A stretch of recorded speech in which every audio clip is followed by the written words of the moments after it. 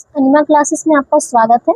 मैं आज आप लोगों को क्लास 7 साइंस के पार्ट 1 पौधों में पोषण इस पूरा चैप्टर के सारे fill in the blanks, mention the following, true false, question answer सारा कुछ करवाऊंगी। ठीक है, अगर आपको इस चैप्टर का क्लास नोट्स या फिर लेक्चर वीडियो चाहिए तो आप मेरे एनिमा क्लासेस को ज्वाइन कीजिए, सब्सक्राइब कीजिए, आपको मिल जाएगा।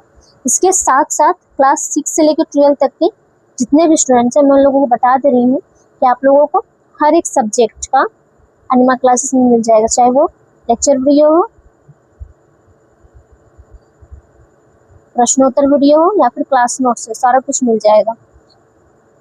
हर एक सब्जेक्ट का, चाहे वो इंग्लिश हो, हिंदी हो, सोशल साइंस हो, मैथ हो, हर एक सब्जेक्ट का आपको मिल जाएगा। तो मैं आपको बार बार बोल रही हूँ कि आप लोग प्लीज़ एनिमा क्लासेस को सब्सक्राइब कीजिए। यहाँ तक कि क्लास 8 से लेकर 12 तक की जितने भी स्टूडेंट्स हैं उन लोगों का हर एक सब्जेक्ट का आप लोगों को PYQs यानी कि प्रीवियस ईयर क्वेश्चन भी आपको अवेलेबल हो जाएगा पूरा चैप्टर वाइज। तो इसलिए मैं बोल रही हूँ कि आप लोग सब्सक्राइब कीजिए, आप लोगों का हर एक डाउट बिल्कुल क्लियर हो जाएगा और आप लोगों का एग्जाम काफ़ी अच्छा जाएगा, पूरा गारंटी के साथ मैं बोल रही हूँ। तो चलिए इस वीडियो को स्टार्ट करती हूँ। पहला प्रश्न है कीटों को पकड़कर अपना आहार बनाने वाले पौधों का नाम क्या है? तो क्या हो जाएगा आपका? पहला में अमरबेल, दूसरा में उड़हुल, तीसरा में घटपर्णी और चौथा में गुलाब। तो क्या हो जाएगा आंसर? ग, घटपर्णी। दूसरा प्रश्न है पौधों द्वारा सौर ऊर्जा को रासायनिक ऊर्जा में परिवर्तित किए जाने को क्या कहते हैं? तो क्या क्या दिया हुआ है आपका ऑप्शन में? क में श्वसन, दूसरा में ख में प्रकाश संश्लेषण, ग में उत्सर्जन और घ में इनमें से कोई नहीं। क्या हो जाएगा? ख, प्रकाश संश्लेषण। तीसरा प्रश्न है कि प्रकाश संश्लेषण में हरे पौधों द्वारा वातावरण से ली जाने वाली गैस का नाम है। तो इसका क्या क्या ऑप्शन दिया हुआ है? क में ऑक्सीजन, ख में नाइट्रोजन, ग में कार्बन डाइऑक्साइड और घ में इनमें से कोई नहीं। तो आंसर क्या हो जाएगा? ग, कार्बन डाइऑक्साइड। चौथा प्रश्न है परजीवी पौधों का एक उदाहरण दे। क में फफूंद, ख में अमरबेल, ग में लाइकेन, घ में फलीदार पौधे। तो क्या हो जाएगा? ख, अमरबेल।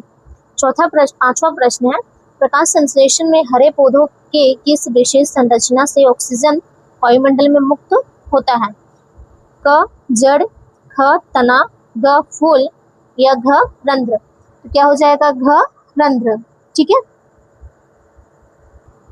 उसके बाद दूसरा रिक्त स्थानों को भरना है। ठीक है, पहला प्रश्न है पौधों द्वारा संश्लेषित खाद्य का भंडारण डैश के रूप में किया जाता है। तो क्या हो जाएगा? स्टार्च यानी ग्लूकोज। ठीक है, दूसरा प्रश्न है कि पौधों की पत्तियों में पाए जाने वाले हरे रंग में के वर्णक को डैश कहते हैं। क्या कहते हैं? क्लोरोफिल। ठीक है, तीसरा प्रश्न है प्रकाश संश्लेषण के उपरांत डैश विमुक्त होती है। क्या हो जाएगा? ऑक्सीजन। ठीक है, तीसरा प्रश्न है कि उचित मिलान करें, इन लोगों को मिलाना है। ठीक है, पहला क्लोरोफिल, तो क्लोरोफिल का आपका हो जाएगा पत्ती। ठीक है, दूसरा है नाइट्रोजन, स्त्रीकरण, तो दूसरा का हो जाएगा आपका जीवाणु। तीसरा है अमरबेल, तो इसका हो जाएगा परजीवी। चौथा है जंतु का आपका हो जाएगा परपोषी। और पांचवा है कीट भक्षी, तो कीट भक्षी का आपका हो जाएगा ड्रोसेरा। ठीक है,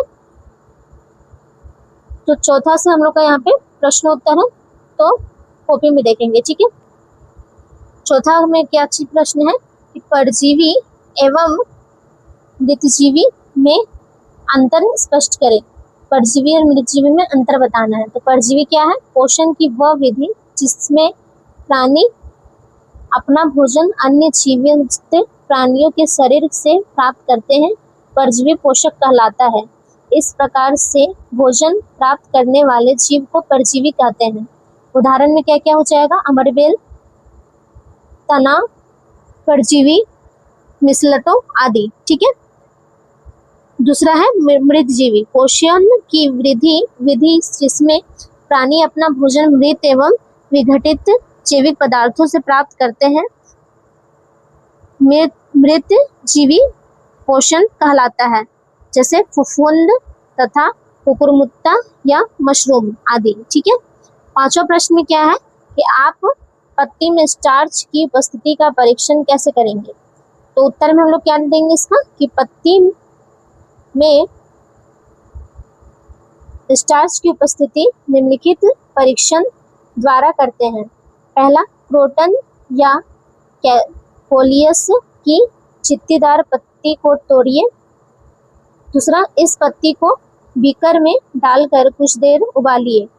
फिर इस पत्ती को अल्कोहल वाले बीकर में डालिए। अल्कोहल वाले बीकर को काल्ट तथा बाथ में रखकर उबालिए।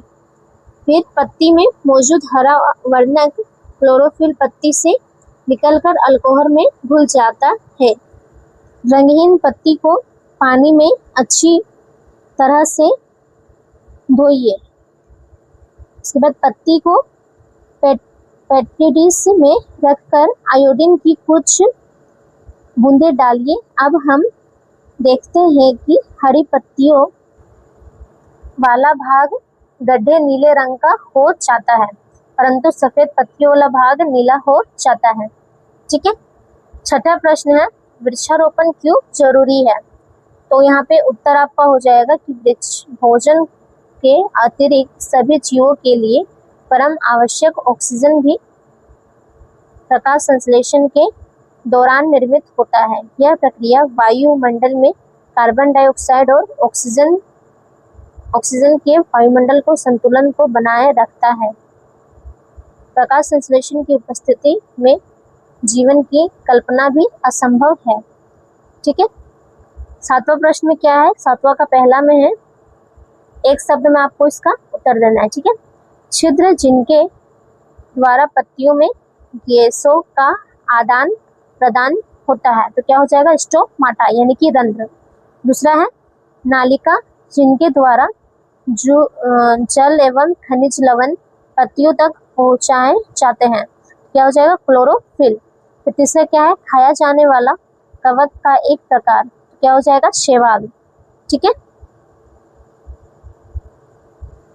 इसके बाद आपका है कि सही गलत को बताना है।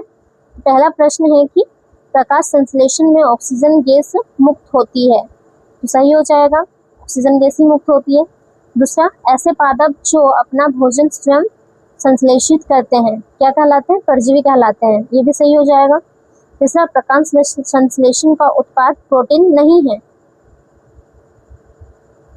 ये क्या हो जाएगा, सही हो जाएगा, क्योंकि उसका उत्पाद जो बनता है वो ऑक्सीजन बनता है, प्रोटीन नहीं। ठीक है। प्रकाश संश्लेषण में सौर ऊर्जा का रासायनिक ऊर्जा में रूपांतरण हो जाता है, गलत। पांचवा, कीटभक्षी पौधे प्रकाश संश्लेषण द्वारा अपना भोजन कार्बोहाइड्रेट बनाते हैं, गलत। इसके बाद हम लोग का आठवां प्रश्न है, प्रकाश संश्लेषण प्रक्रिया को एक समीकरण द्वारा दर्शाएं, तो क्या हो जाएगा आपका, कार्बोहाइड्रेट प्लस जल और फिर सूर्य का प्रकाश और क्लोरोफिल के द्वारा पास हुआ, तो क्या बना, कार्बोहाइड्रेट और ऑक्सीजन। कार्बोहाइड्रेट क्या है, पौधों में संचलित पदार्थ, और ऑक्सीजन क्या है, वायुमंडल में विमुक्त हो जाता है। ठीक है। इसको हम लोग समीकरण द्वारा समझाएंगे, 6CO2 प्लस 12H2O, सूर्य का प्रकाश और क्लोरोफिल, तो क्या बन जाएगा, C6H12O6 6H2O plus 6O2, 6O2 वायुमंडल में विमुक्त हो जाता है। ठीक है।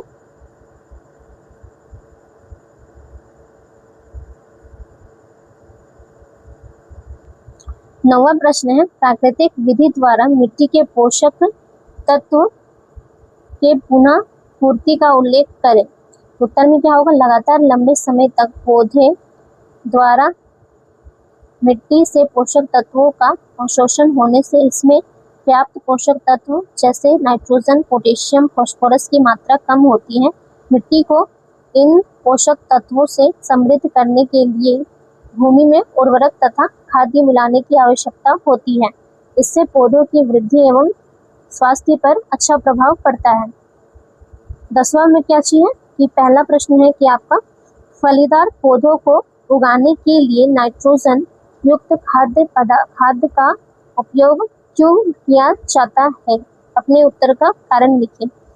तो हाँ, नाइट्रोजन युक्त फलीदार पौधों को उगाने के लिए नाइट्रोजन युक्त खाद का प्रयोग नहीं करते हैं, क्योंकि नाइट्रोजन युक्त फलीदार पौधों की जड़ों में राइजोबियम नामक जीवाणु पाया जाता है, जो कि नाइट्रोजन स्थिरीकरण करके मिट्टी में नाइट्रोजन की कमी को दूर करता है। ठीक है। दूसरा प्रश्न है कि हम रसोई घर में अपना भोजन स्वयं पकाते हैं, इसका अर्थ हुआ मनुष्य भी एक स्वपोषी होते हैं। क्या आप सहमत हैं? मनुष्य विषमपोषी है, स्वपोषी नहीं, क्योंकि वो भोजन के लिए बहुत से जीव जंतुओं पर निर्भर करता है और उसे पकाने के लिए आग पर चढ़ाया जाता है। 11वां प्रश्न है कि किसान अपने खेतों में रासायनिक उर्वरक क्यों मिलाते हैं? उत्तर में क्या होगा कि किसान अपने खेतों में रासायनिक उर्वरक इसलिए मिलाते हैं क्योंकि इससे मिट्टी की उर्वरता क्षमता बनी रहती है। 12वां प्रश्न है कि एक गाय हर दिन एक ही पौधे की पत्तियां खाती है, क्या यह पौधा बिना पत्तियों के अतिरिक्त जीवित रह सकता है?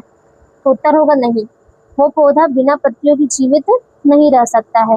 कुदरत का एक बहुत ही अनमोल तोहफा है पेड़ पौधे।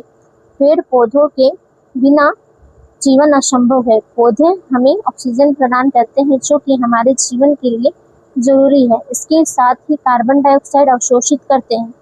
पौधे बिना पत्तियों के यह कार्य पूरा नहीं कर सकते हैं। पत्तियां पौधों को संपूर्ण सबसे महत्वपूर्ण भाग है, इसके बिना वह अपूर्ण है।